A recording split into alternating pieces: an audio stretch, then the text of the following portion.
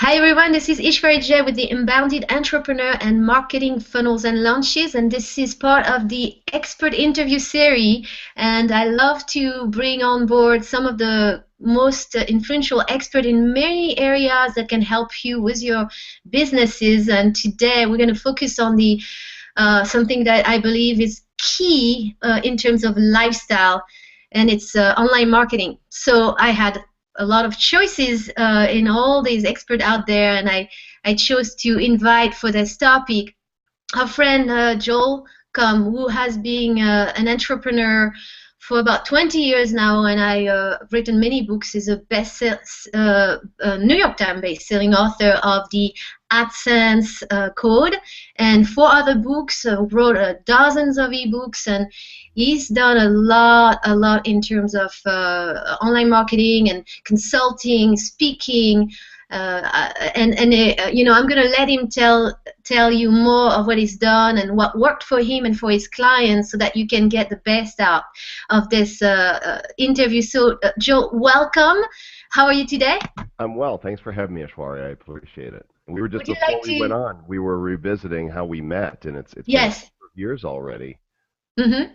Yeah. Yes, so we met about 10 years ago at I think it was a peak potential event, and I just love to follow the model and of successful people. So I've been following you a little bit, and like you, if you want to share a little bit of some of your successes, what you've done and how you came about doing what you do today. Well, I've been at this really online for a very long time. I dialed into bulletin board services before there was ever a World Wide Web back in 1980, and was online with all the various dial-up services such as America Online, CompuServe, Prodigy, and so on. But it was 1995 when I built my first website. So there was only 18,000 sites in the whole world that year, and mine was one of those 18,000. And I created a game site that was purchased from me by Yahoo that became known as Classic Games. I've written a number. I think I'm up to 9 books. 3 of them are second editions, and a bunch of foreign translations, including a New York Times bestseller that really taught people how to make money with Google AdSense. I've created video programming. I've done blogging and podcasting. I've created information products. I've created a best-selling iPhone application, and just got to play in a lot of different sandboxes and have a lot of fun. I do a lot of traveling and speaking at a variety of events, everything from events with mom and pop entrepreneurs to high C-level corporate executives and everything in between. And I love to share the message of entrepreneurship and what's possible using the power of the internet and social media. That's awesome, and we already have fans on the chat box that are acknowledging me for having picked you for this topic, and Carrie Barker is saying she's been following you, and you're the best. So Well, thank you. this is nice. So it's a big word, online marketing, internet marketing, and I'm sure our listeners are at various stages of using it. And so let's start by almost like defining what is it, what's internet marketing, and why is it so important to run your business today? Well, in a very broad sense, internet marketing is using the internet to do any of your marketing, to share your products, your services, your ideas with a very broad global audience. And the internet just provides so many opportunities to do that. The world has just gotten so much smaller because we have the ability to reach all the way around it in seconds now. And so while there are a lot of businesses that are local, and using the internet for local is also very important, being able to reach a global audience using the internet, whether it's through your own website or leveraging social media or blogging on other people's sites, selling your products on eBay or Amazon, whatever it is, the internet offers really unique opportunities to expand your reach, unlike anything we ever experienced beforehand. And so internet marketing is really any form of marketing online. Right, and then expanding the reach, and I know everybody gets the importance of using the internet for that, but mostly, people get a little bit of trainings here and there, and there's pieces of information all over the place, and what I hear mostly as a complaint, it's the overwhelm. It's like, where does to start from? What's important? What's not? How much should I get to learn? How much should I imply? How should I outsource? So is there like a way that you teach people how to get started if they're just not doing much but a little bit of social media and have a website? Well, it really depends on what kind of budget they're coming to their business with, right? Of course, yeah. If it's just a small operation where somebody's got an idea and they want to put their content out there, we tell them to get started by setting up a WordPress blog with a nice theme and a nice design, and you share your content, and then you build an audience through social media by demonstrating that you care about other people with the content that you create, that you're not trying to sell them something, that you're wanting to engage in relationships. If you have a budget to build a business, then consulting is a different type of beast. My 1 day deep dives with somebody for a business start at $10,000, and what we do is we actually help determine what is the unique selling proposition, what does this person bring to their field that is special and different from what everybody else is doing, what is the brand, and how do we hone that brand to make sure we're communicating, and then what parts of the internet marketing realm do we want to use, and how can we be creative in that marketing so as to get attention. And that's really the key point, Ishwari, is that getting attention online is very challenging, and you have to be able to create and tell a story that is going to be compelling and that other people will talk about so that it goes viral. And so the core of what I've done in my own business, and the reason that I've been able to have so many unique and different successes, is because I understand how to brand and tell a story so that others will share that story. And that's really the key. It's being able to stand out from what everybody else is doing. Right, right. And so engaging is key. And so you're talking in terms of branding as telling a story. Are you saying this works both for people who have more of a content type of business as well as products? Because often when you do content, it works a little bit better for services and products. So maybe maybe not. So does that work with every type of business you have?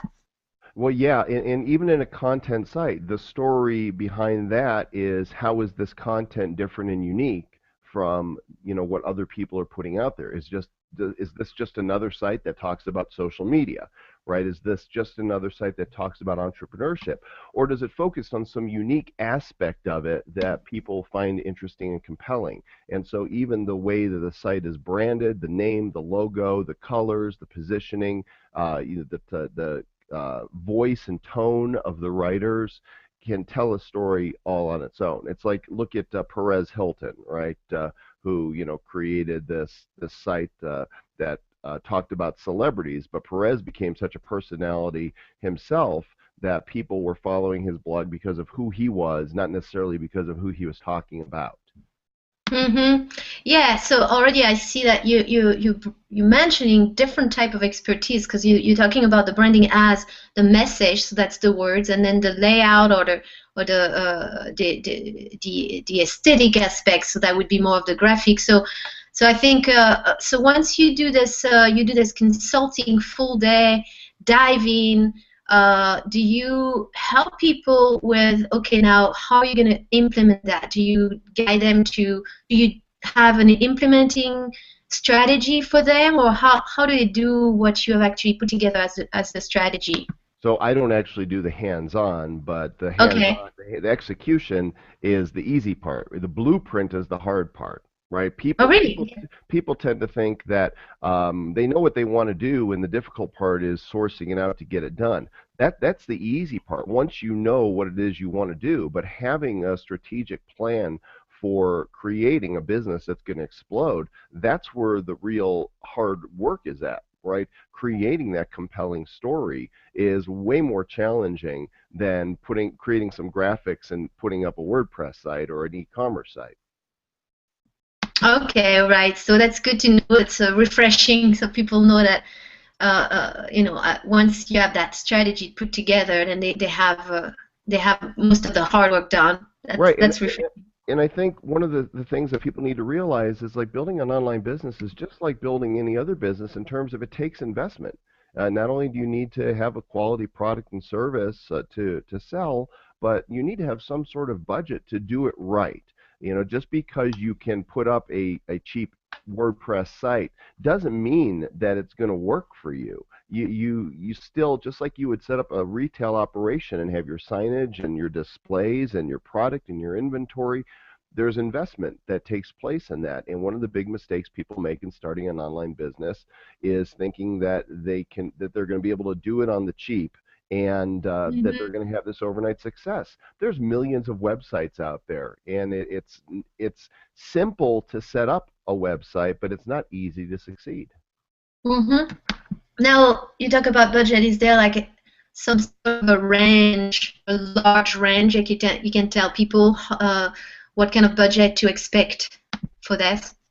Well, it really depends on what it is they're doing. If it's simply a Of content course. site, then somebody can have a budget of $4,000 or $5,000 and get it set up correctly. But if they're looking to brand a product or service and get a lot more exposure and do press releases and have social media accounts set up professionally to use and all the other things that you would do, then your budget can be anywhere from ten to $50,000, depending upon and that's perhaps including advertising. Okay, so if we were to talk about roadblocks, are you saying the budget could be the only roadblocks, or could it be other ones? Oh, well, the first roadblock for anybody is deciding that this is what they're going to do and this is what they're going to get started. So many people want to start a business online and they just never get past that idea of doing it. They stumble at the technical aspects, right? They don't understand how to set up a hosting account and get a website set up. They stumble at hiring a quality graphic designer instead. They might buy clip art, right? And it's this amateurish looking site. They stumble in not having the right plugins perhaps installed on WordPress. These are just some of the basics that, it's almost like somebody who wants to open a retail shop not being able to find the right storefront. It's kind of Of like course. that. But once you've got that storefront set up, now it's a matter of furnishing it and stocking it and marketing it. And so I think most people who fail never really get started. Mm-hmm. Got you. So, yeah, that's a good one. Not getting started is not. Um, so the roadblock is so once you overcome this, what are some of the basic steps? So you put your website on, and you have like your front store, and you furnish it with a little bit of a uh, what's next? Like, is there a one, two, three steps that you would It recommend? it really varies based on the business. If somebody's creating a content site versus if they're selling their own product versus if they're selling somebody else's product, or perhaps they're selling a service or they're putting on an event, there isn't a cookie cutter approach to it, and that's one of the problems as well. Is people try to take this ABC approach to building their business online, and you wouldn't build a floral business the same way that you build a law firm business, right? In the real world, you wouldn't build, Mm-hmm. you're not going to have an accounting practice that runs the same as a pet store.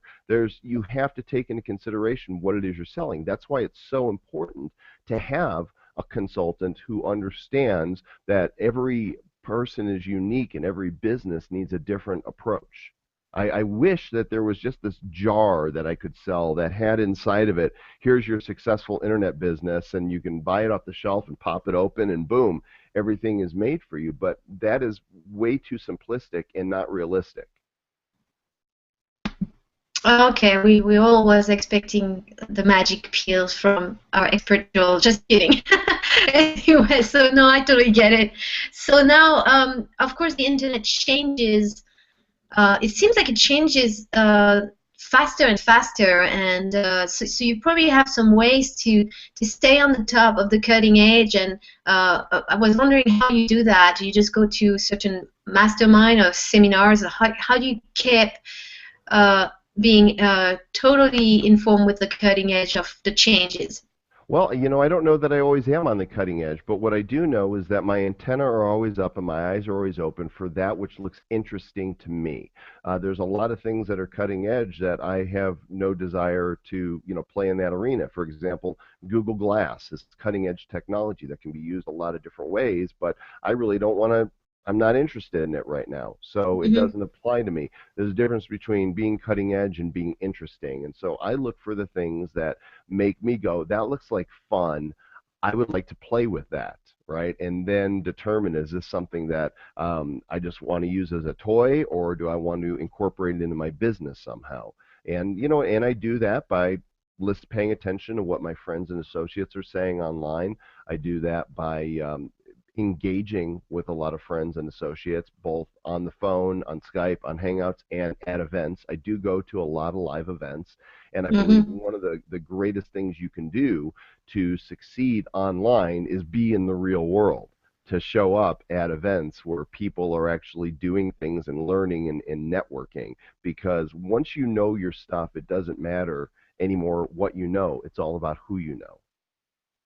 And I totally agree with that. Every time I've been to events, specifically online marketing event, not only I was able to find the right outsourcing team, the people I could just get to know and trust, but also some colleagues that I exchanged some very important information that helped me move forward in my business because of their information and knowledge. So that makes sense. So I know you have a lot of humor and you like to have fun. So is there a way to make this fun and not get just overwhelmed by all the technology for those people who are not very techy? Yeah, I do like to have fun in what I do. That's why I have a flying monkey right here on my desk. Yeah. Cute. Oh, it's cute. He's my mascot, and if I'm not enjoying what I'm doing, then I'm probably not going to excel at it. It's going to be more like a job to me, and I don't want a job. I haven't had a job in a long time, and I'm not looking for a job. I want to enjoy what I'm doing. If I'm enjoying what I'm doing, my passion for it's going to come out to those that I'm sharing it with, whether through my blog or through speaking publicly or whatever it is that I'm doing. And I think that comes across. I think people get that. And as soon as your business turns into a job, then you're no longer a business owner, you're an employee. And I refuse to let that happen to me. Okay. I'm looking at a question on the chat of somebody who has a makeup artist business, does not have product but has a blog. So she's asking what's a good idea for her business. Let me see if there is a little bit more. So she's helping women with their self-esteem Hmm. with putting makeup on, and if they, and all she's doing apparently is blogging, Hmm. and she wants to gain more.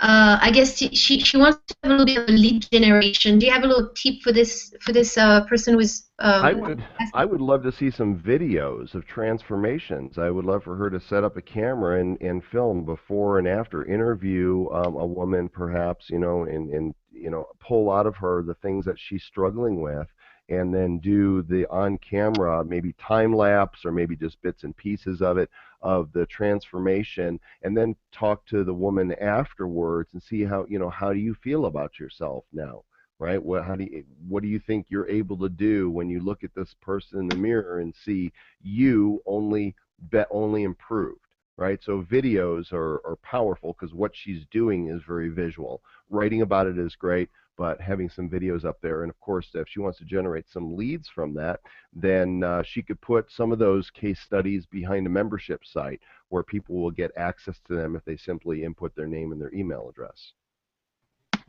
So, Carrie, you got that, and that's an excellent idea. Like really, right off Joel's hat, in a fraction of a second. It's wonderful. So you're already doing some blogs. So Joel is recommending you do some videos, and I love the idea, especially with focusing on the self-esteem with women, Mhm. where it's not just visual, but how do they feel when they go on a date, when they feel more beautiful, and catching this on a video maybe helping a lot. And as far as the ranking the videos, I do love to match videos with press release and social media. And I don't know what you use, Joel. I use Newswire for my press releases, and I think the web is the more you combine different things, Google Plus, social media, and the more you're going to be found on ranking on certain keywords. Correct, Joel? Yeah, I think, obviously the more you're using social media, especially with Google, if you want to be ranked higher in Google, it's clear that they give preference to people that are using Google Plus. At least we believe that to be the case. And there's no reason that you shouldn't be using the social platforms that you enjoy. And you can't use them all. And I'm a big fan of letting people decide which ones they want to use and where they're getting the greatest engagement. I use Google Plus a little bit. I like the Hangouts technology. I use Facebook more than anything, even more than Twitter, even though I wrote the book on Twitter. So you have to go where you feel most comfortable. Okay. So yeah, you wrote some really good books. Twitter was one. Do you want to tell us a little bit of some of the strategy with Twitters and maybe you also have the Google the AdSense code, right? Yeah, well, Twitter Power and Twitter Power 2.0, How to Dominate Your Market One Tweet at a Time, is my best-selling book on Twitter. And the whole idea with Twitter or really any social media is authenticity and engaging with people as you really are. It's not a platform for selling primarily.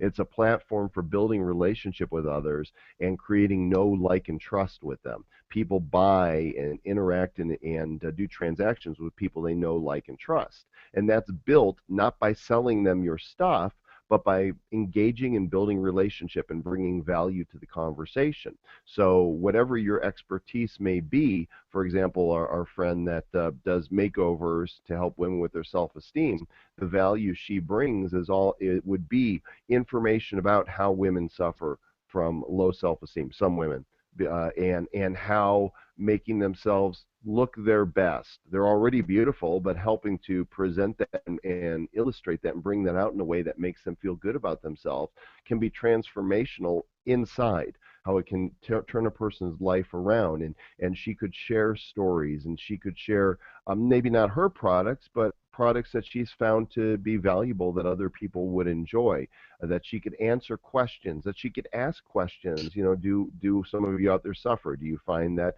putting on makeup makes you feel better about yourself? Does it change who you are internally?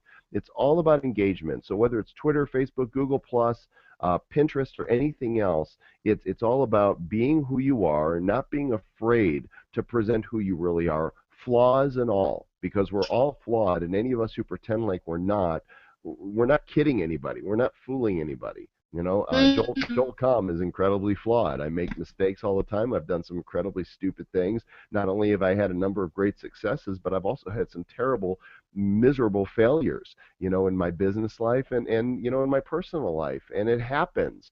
And it's embracing that fullness of our humanity and being who we are in the social space that allows people to connect and identify with us. It's endearing to other people. And when they are looking for somebody to buy from, they're more likely to buy from somebody that they feel a personal connection with.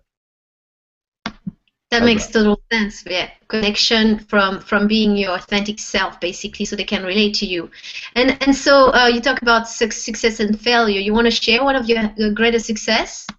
Which one you want to hear? I built a game site back in 1997 with a programmer friend of mine. It was one of the first multiplayer game sites on the internet where people could join against others playing chess, checkers, bridge, backgammon, hearts, spades, these table and card games. And it was called ClassicGames.com, and it was Yahoo bought it in 1998, and it became the foundation of what today is Yahoo Games. And so it went on to become one of the biggest gaming sites in the world, and it was a seven-figure transaction for me and my partner. And that's what really got me to a place where there was no more debt in my life.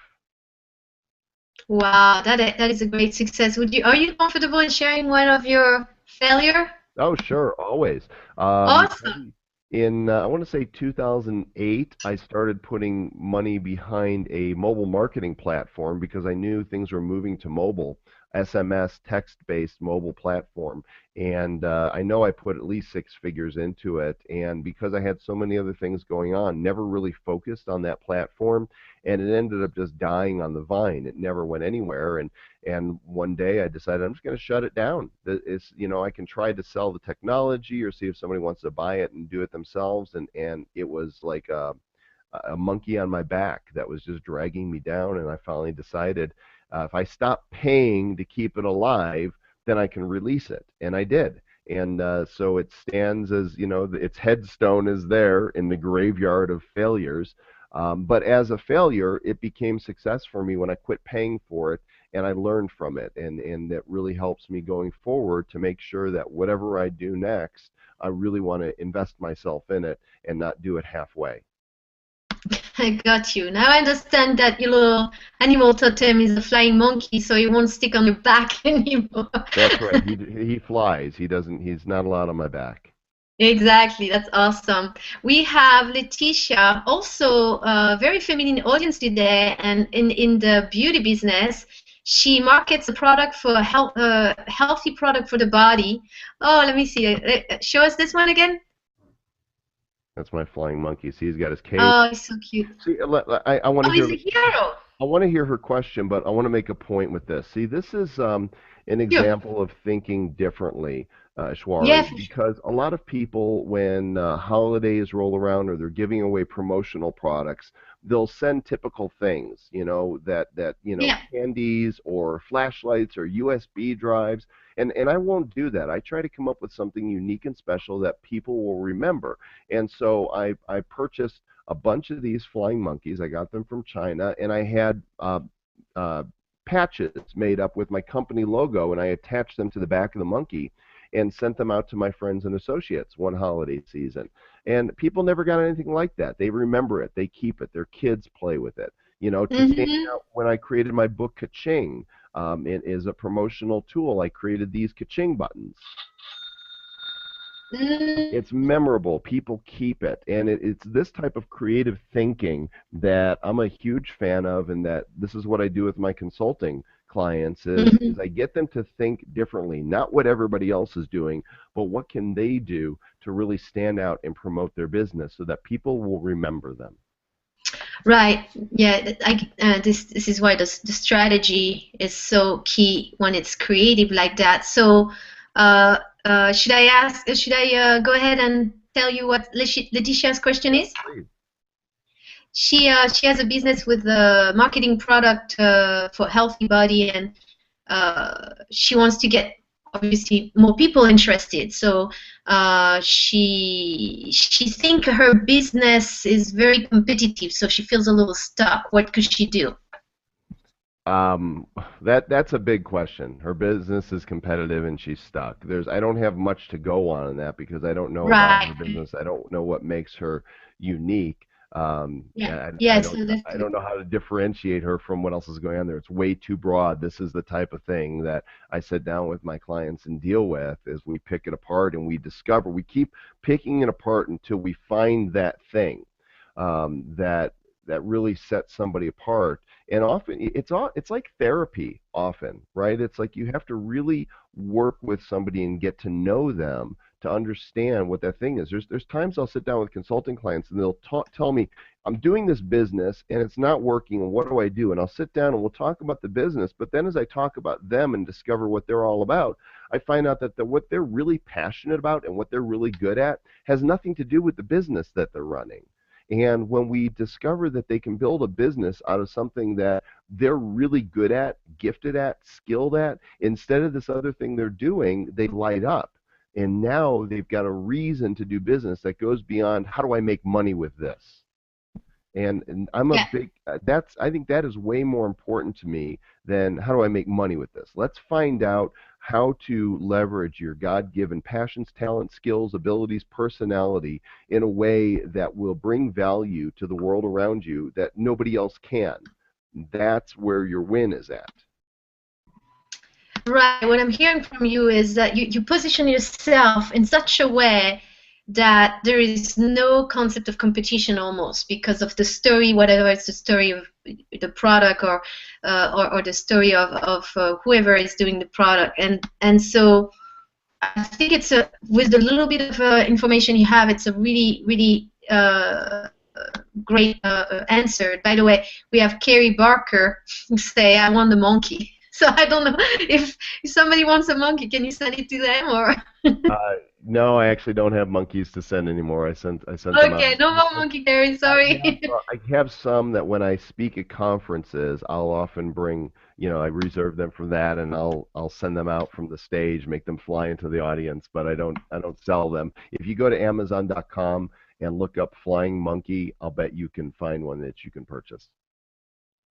Okay, so here you go. Maybe you go to Joel's event, and when he does the flying monkey on the stage, you just grab it. There you go. There you go. Wonderful. Okay, well, I'm just gonna ask people. It's a good time if they have any other question. But do you have any things that, like to help people get started? Do you have an offer to talk about or something you want to share? There's a lot of different ways that people can benefit from my services, and what I really recommend they do is they go to joelcomm.com, which is my blog, and click over on the consultant tab, and you'll find a series of different programs that I offer, and people can look and see if there's something that's a good fit for them. Okay, I just put this on the chat so that people know where to go. And joelcom.com, click on the consulting tab, and there are different offers. You can take advantage of that. If you have any questions, put them on the chat box now. Definitely, Joel's books are probably very useful.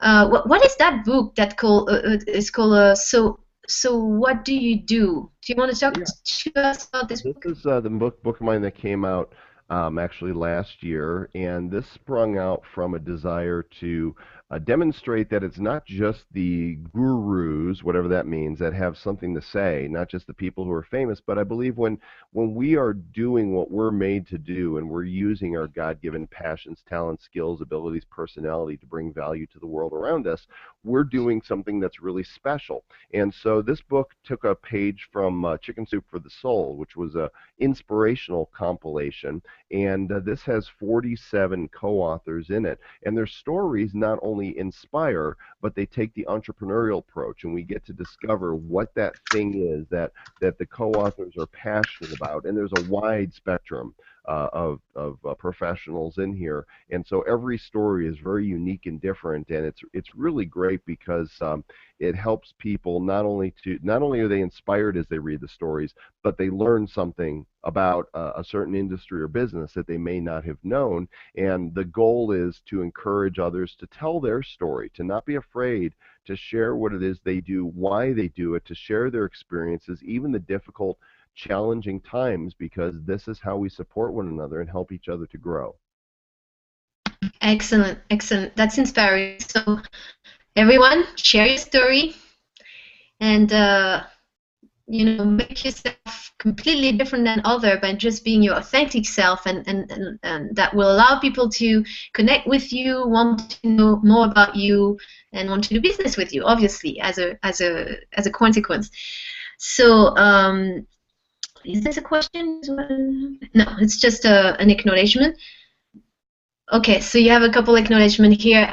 So if you had I know you like to mix a little bit of the mindset, because that's what it's about, and the online marketing. If you had like your last little words of wisdom for us before we let you go, Joe, what would it be?